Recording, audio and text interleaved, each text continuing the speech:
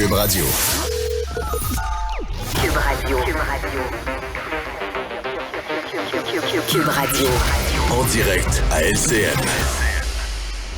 14h30, c'est le moment d'aller retrouver notre collègue animatrice à Cube Radio, Yasmine Abdel-Fadel. Bon après-midi, Yasmine. Bon après-midi, Julie. Alors, c'était une grosse fin de semaine pour l'équipe de Québec solidaire en fin de semaine, les délégués qui se sont réunis à Montréal. Québec solidaire estime avoir tourné la page pour de bon sur les élections en 2022, Yasmine, mais néanmoins, le parti a plusieurs défis à relever. On s'en est rendu compte avec les questions des délégués sur place. Ce serait quoi, selon toi, le principal défi pour Québec solidaire?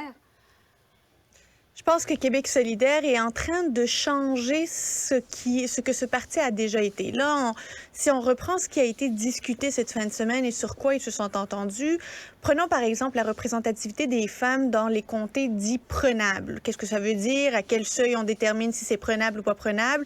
Ça, c'est une autre question et je veux même pas débattre de cette question. Moi, c'est... D'habitude, à Québec solidaire, on veut même pas avoir de chef. Ce sont même pas des chefs Manon Massé et Gabriel Nadeau-Dubois. On parle de porte-parole parce que c'est un parti de collégialité, de militants, et c'est les militants qui décident. Et l'Assemblée est souveraine et tout ce qu'on veut dans ce lexique.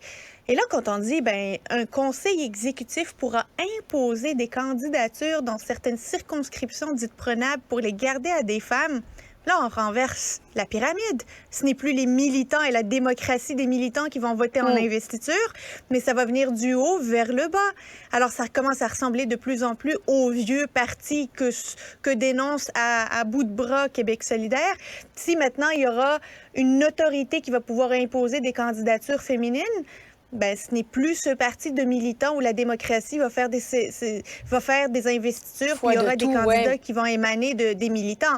Ça, c'est une chose. La deuxième, c'est plus proche des woke que d'autres partis. Là. Tu sais, c'est woke. Mais en même temps, ça, c'est la base militante de Montréal, mais il faudra trouver une façon d'aller chercher plus d'électorats à l'extérieur de Montréal. Bien sûr. Et ça ne va pas se faire au détriment de la base, les purs et durs Québec solidaire? Peut-être, c'est là où on parle. C'est un parti là qui veut faire oublier que c'est un parti qui a pris naissance à Montréal, un parti profondément urbain, qui a commencé par faire un comté, puis qui a fait tache d'huile, puis qui a grossi comme ça, plutôt que d'assumer cette histoire et dire, là maintenant, on aspire à aller plus loin, à être un parti national qui va faire des petits dans d'autres régions du Québec. On essaie de faire oublier son histoire montréalaise, profondément montréalaise. Mais si je reviens à la question de la représentativité des hommes et des femmes, ils font quoi avec les non-binaires? Me poser la question, c'est Québec solidaire. C'est une bonne question. Est-ce qu'ils les imposent ou ils les imposent pas? Tu sais, c'est le genre de question que Québec solidaire se serait posée ou aurait posé à un autre parti politique. Et aujourd'hui, on n'a pas cette réponse-là. Je trouve que c'est bien particulier. On reproche à Gabriel Nadeau-Dubois d'avoir embourgeoisé le parti, d'avoir adopté un discours qui se rapproche beaucoup plus à la classe politique traditionnelle. Mais en même temps, ils font tout pour ressembler à un vieux parti comme le Parti libéral du Québec, le Parti québécois ou la CAQ qui est devenu un parti gouvernemental également, avec ce renversement des pouvoirs internes. Mais donc, Yasmine, en terminant sur ce sujet-là, parce que je veux t'entendre sur la publicité du Bloc québécois dans un instant, mais pour terminer sur Québec solidaire, est-ce que le parti conseil pro bono de Yasmine Abdel-Fadel, est-ce que le parti devrait dire, nous, on reste à gauche, complètement à gauche. On n'essaie pas d'aller au centre pour espérer, à court terme, moyen terme, d'aller chercher le pouvoir. On reste à gauche, puis à un moment donné, les Québécois vont se rendre compte qu'ils ont besoin d'un parti de gauche qui s'assume pour former le prochain gouvernement. C'est un pari que Québec solidaire va devoir décider. Aujourd'hui, c'est que leur problème, c'est qu'ils ne veulent pas décider. Ils veulent être un groupe de militants de gauche et ils veulent le pouvoir. Mais c'est pas nécessaire. Ça peut pas. Il n'y a pas un pont nécessairement entre les deux. Il faut que le pont prenne le temps de le construire.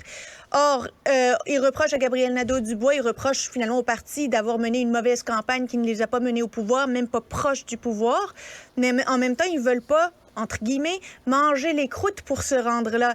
À un certain moment, il faut que la majorité des Québécois se retrouvent dans Québec solidaire si Québec solidaire aspire au pouvoir.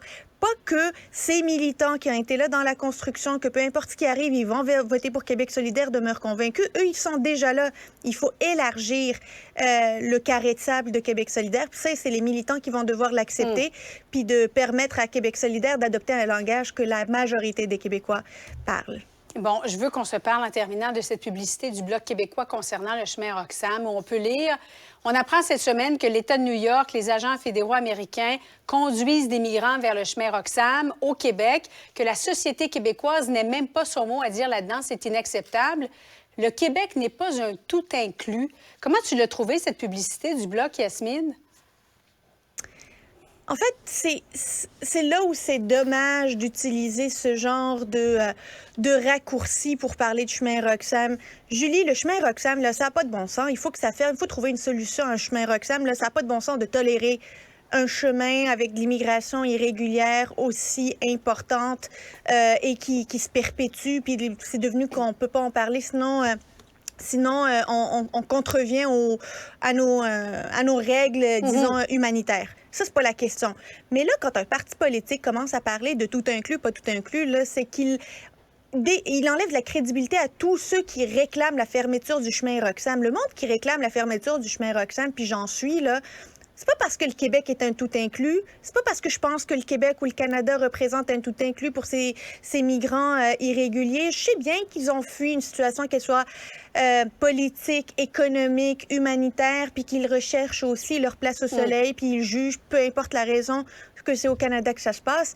C'est pas parce qu'on est un tout inclus, un resort où ils vont venir mettre les deux pieds sur le pouf puis pouvoir se reposer. Je trouve ça dégradant. Je trouve qu'on oublie des margaritas, des mojitos et des des drinks. C'est pas comme ça que ça se passe. Puis le Bloc québécois vient de nuire à la cause qu'il défend, celui de la fermeture du chemin Roxham. En terminant, on va juste écouter une réaction, Yasmine. Pablo Rodriguez, le lieutenant du Québec pour le Parti libéral, qui a réagi à cette publicité du Bloc québécois. Je trouve ça profondément triste. On parle ici de gens qui quittent leur pays, souvent dans des conditions extrêmement difficiles avec des enfants, et qui essayent de faire le mieux dans notre société. Alors nous, notre devoir, c'est de les accueillir avec dignité, non pas avec des insultes, comme le Bloc québécois. C'est des insultes? Ah oui, écoutez, le message du Bloc, il n'y a pas de sens. Il est facile à comprendre. Il dit que ces gens-là, ça vient ici dans un tout inclus, comme si c'était le party. Donc, en terminant, un manque de sensibilité peut-être de la part du Bloc québécois, Yasmine? Un manque de sensibilité, puis je dirais plus loin que ça, c'est un manque de pif politique parce qu'ils avaient plus de personnes de leur bord que de monde contre eux. Aujourd'hui, c'est eux qu'on dénonce. Merci, Yasmine. Bon après-midi à toi. Merci. Voilà qui conclut.